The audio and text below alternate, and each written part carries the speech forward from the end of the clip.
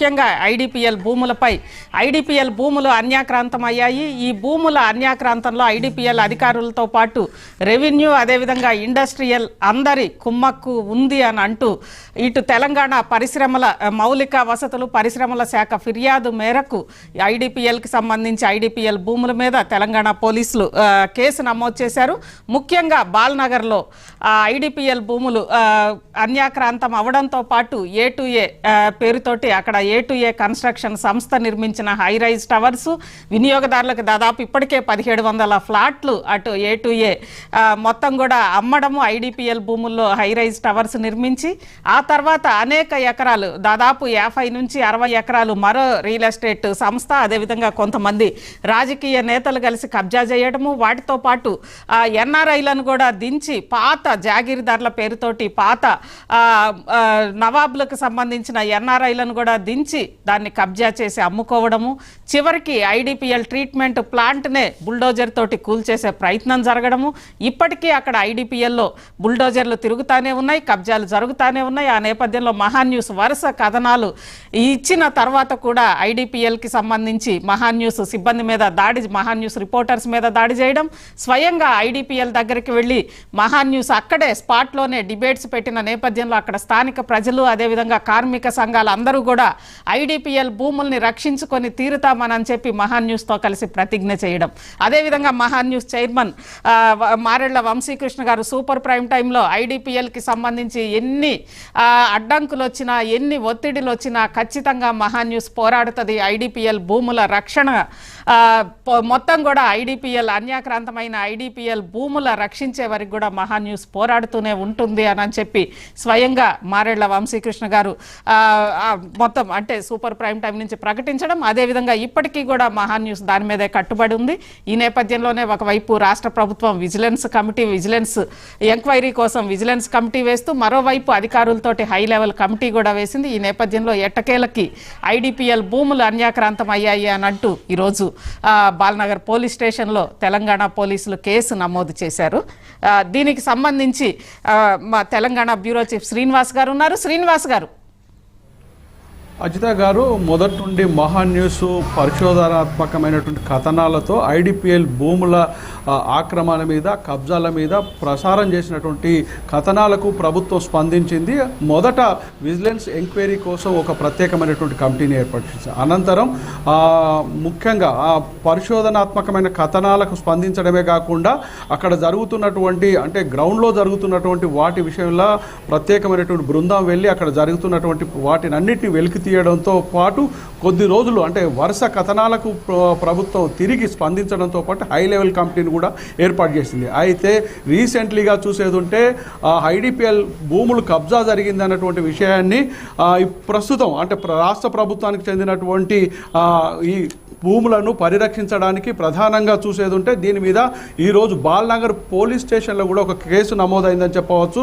ముఖ్యంగా TGIICC అంటే తెలంగాణ పారిశ్రామిక మౌలిక సదుపాయాల సంస్థకు చెందినటువంటి అధికారులు బాల్నగర్ PSలో కేసు నమోదు చేశారు. ఈ కేసును ఆధారంగా పోలీసులు ప్రత్యేకమైనటువంటి దర్యాప్తులు చేస్తున్నారు. మొత్తంగా అంటే 3 సంస్థలకు సంబంధించినటువంటి ప్రభుత్వ సంస్థలు ఐడిపిఎల్కి సంబంధించినటువంటి భూముల కబ్జా మీద పరిశోధనాత్మకమైనటువంటి ఈ కథనాలకు చేస్తుందని చెప్పవచ్చు. ప్రధానంగా చూస్తే ఐడిపిఎల్కు చెందినటువంటి 376 అదేవిధంగా 220 అదేవిధంగా 210 లాంటి సర్వే నంబర్లలో దాదాపుగా 16 ఎకరాలు ఒక స్థలంలో మరో 16 ఎకరాలు మరో స్థలంలో కబ్జా జరిగింది. ఇప్పటికే A2A హోమ్ ల్యాండ్ వాళ్ళు ఆ నిర్మాణాలు కూడా చేపడుతున్నారు, హై రేంజ్ బిల్డింగులు కూడా చేపడుతున్నారు. వీటిని వెంటనే ఆపాలన్నటువంటి డిమాండ్ కూడా మహాన్యూస్ అనేక సందర్భాల్లో చేసినా కూడా అక్కడ ప్రైవేటు వ్యక్తులు బిల్డర్లు పెద్ద ఎత్తున రౌడీలను గుండాలను పెట్టి అక్కడ నిర్మాణాలు కొనసాగిస్తున్నారు. ప్రభుత్వం కూడా వీటి మీద స్పందించి ఆ నిర్మాణాలు ఆపినప్పుడే మహాన్యూస్ కథనాలకు ప్రభుత్వం స్పందించినట్లు అని చెప్పుకోవచ్చు. అయితే పోలీసులు మాత్రం ఈ పరిశోధనలో పూర్తిగా ముందుకు వెళ్తున్నారని చెప్పవచ్చు. దీనిలో కేవలం ప్రైవేట్ బిల్డర్లే కాదు రెవెన్యూ శాఖ శాఖ అదేవిధంగా ఐడిపిఎల్లో కొంతమంది అధికారులు కూడా కుమ్మక్కయ్యారన్నటువంటి ప్రాథమిక సమాచారం తెలుస్తూ ఉంది.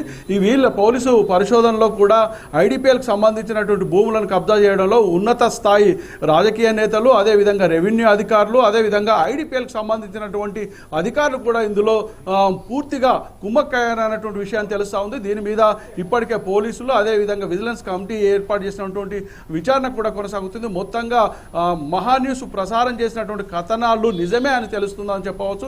ప్రధానంగా చూసేది ఉంటే ఐడిపిఎల్కి సంబంధించిన 900 పైగా ఉన్నటువంటి ఈ భూములను ఇప్పటికే దాదాపుగా కేటాయింపులోనే 150 ఎకరాలు కబ్జా గురి అయిందని చెప్తున్నారు. అయితే గత ప్రభుత్వంలో ఈ ప్రభుత్వంలో కూడా ఈ ఐడిపిఎల్కి సంబంధించినటువంటి భూములు కబ్జా గురి అయ్యాయన్నటువంటి విషయాన్ని ఇప్పటికే అటు ప్రభుత్వం విజిలెన్స్ విచారణలో కూడా తెలుస్తుంది. అదే విజిలెన్స్ ఎంక్వైరీలో పూర్తిగా దీనికి సంబంధించిన రికార్డులను స్వాధీనం చేసుకున్నారు.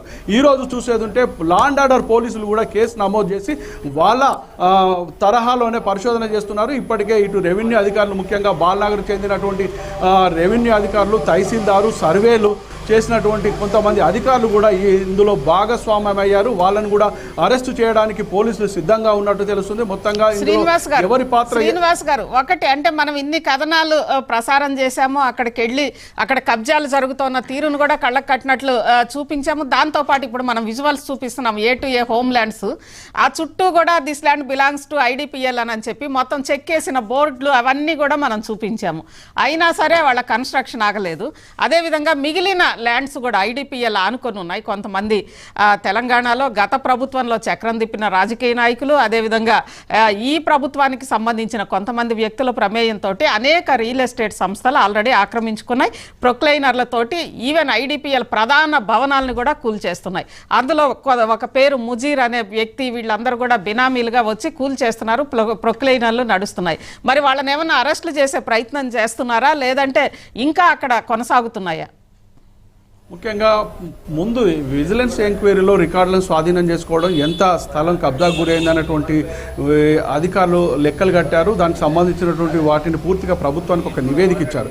అయితే పోలీసులు మాత్రం ఎవరెవరు ఈ కబ్జాలో ఉన్నారు, ఆ కబ్జా ల్యాండ్ ఎంతవరకు గురి అయింది అన్నటువంటి రికార్డులను పరిశీలించడంతో పాటు వీళ్ళు ఇచ్చినటువంటి ఫిర్యాదుల మేరకు ఎవరెవరు ఈ ఆక్రమణలో ప్రజెంట్ వాళ్ళు నిర్మాణాలు చేపడుతున్నారు, కబ్జాలో ఎవరు తమ గుండాలను రౌడీలను పెట్టి అక్కడ కాపలా కాస్తున్నారు, వీటన్నిటి మీద బాలనగర్ పోలీసులు ఇప్పటికే ఒక టీంను ఏర్పాటు చేశారు. వాళ్ళు ఒకవేళ అందుబాటులో ఉండేది ఉంటే పోలీసులు వాళ్ళని అరెస్టు చేసే అవకాశం కూడా ఉంది అన్నటువంటి సమాచారం ఉంది. అయితే పెద్ద ఎత్తున ఇట రాజకీయ నేతలు అంటే గత ప్రభుత్వంలో ఉన్నటువంటి పెద్ద నేతలు కావచ్చు, అందులో పలుకుబడి ఉన్నటువంటి గొప్ప నాయకులు కావచ్చు, వాళ్ళకు సంబంధించినటువంటి హస్తం కూడా ఉందన్నటువంటి అది వినబడతా ఉంది. అయితే మనం చూస్తున్నాం A2A హోమ్ ల్యాండ్స్ ఇప్పటి వరకు కూడా నిర్మాణాలను మాత్రం ఆపలేదు. అక్కడ కన్స్ట్రక్షన్ కంటిన్యూ కొనసాగుతుందని చెప్పవచ్చు. అయితే నిర్మాణాలను ఆపి అక్కడ ఉన్నటువంటి కబ్జాదారులను అరెస్టు చేస్తారా లేదు అంటే ప్రభుత్వం ఎలాంటి చర్యలు తీసుకుంటుంది అన్నటువంటి విషయాన్ని ఇప్పటి వరకు కూడా అంటే ఇటు అధికారులు కానీ ఇటు పోలీసులు కానీ స్పష్టం చేయలేదు.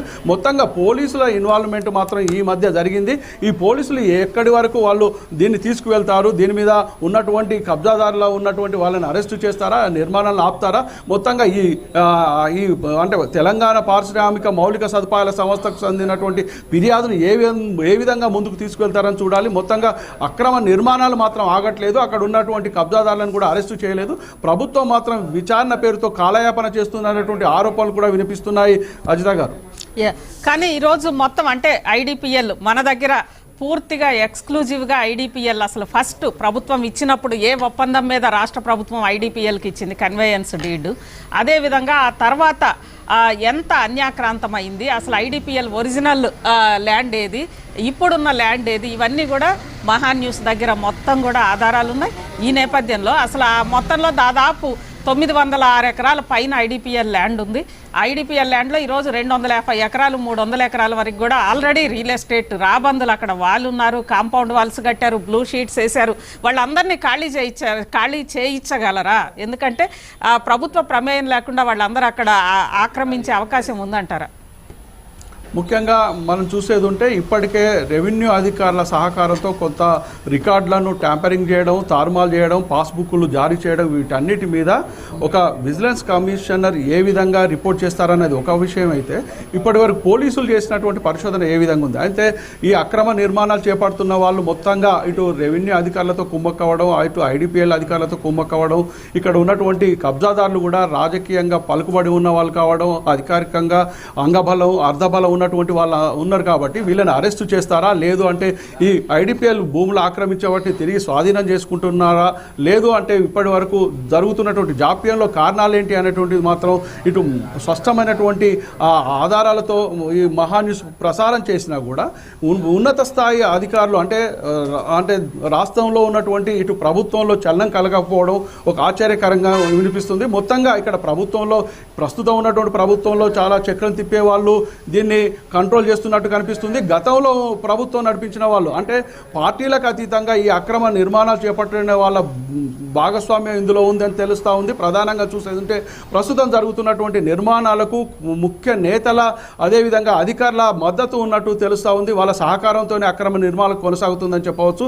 ముఖ్యంగా రిజిస్ట్రేషన్ విషయంలో కూడా ఒక 16 నెలలు ఆ ల్యాండ్ రిజిస్ట్రేషన్లో కూడా జాప్యం జరిగింది. అదేవిధంగా జిహెచ్ఎంసీలో హెచ్ఎండిలో ఇక్కడ పర్మిషన్లు ఇచ్చే విషయంలో కూడా పెద్ద ఎత్తున వాళ్ళ మీద ఒత్తిడి పెరిగింది అన్నటువంటి విషయం తెలుస్తుంది. మొత్తంగా ఈ ఐడిపిఎల్ స్థలాల మీద ఉన్నటువంటి ఆరోపణలు ప్రభుత్వం ముందుకు తీసుకువెళ్తుందా, లేదు అంటే ఇదే విధంగా జాప్యం చేస్తుందా అన్నటువంటి విషయాన్ని మనం మరింత కొంత కాలం అయితే తెలుస్తూ ఉందని చెప్పవచ్చు. అజిత గారు. Right, thank you Srinivas.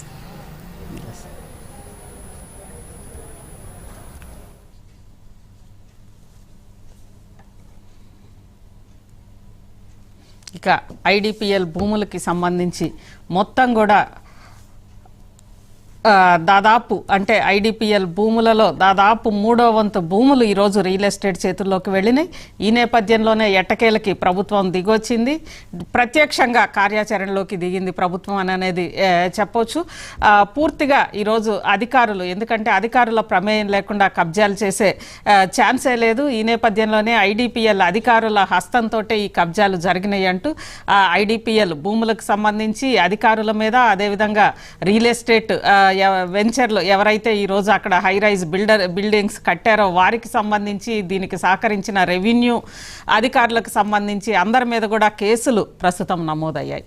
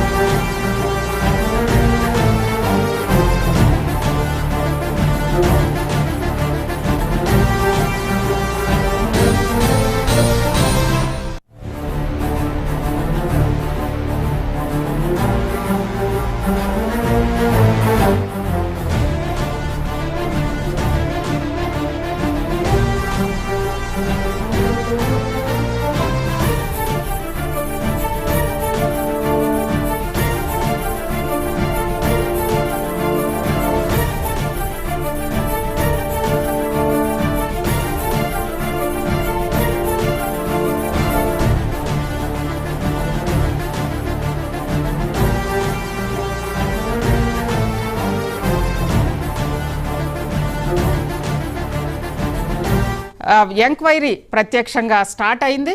ఇప్పటికే దాదాపు అధికారుల ప్రమేయంతో ఐడిపిఎల్కి సంబంధించి కబ్జాలు జరిగాయి. అదేవిధంగా ఇంత జరుగుతున్నా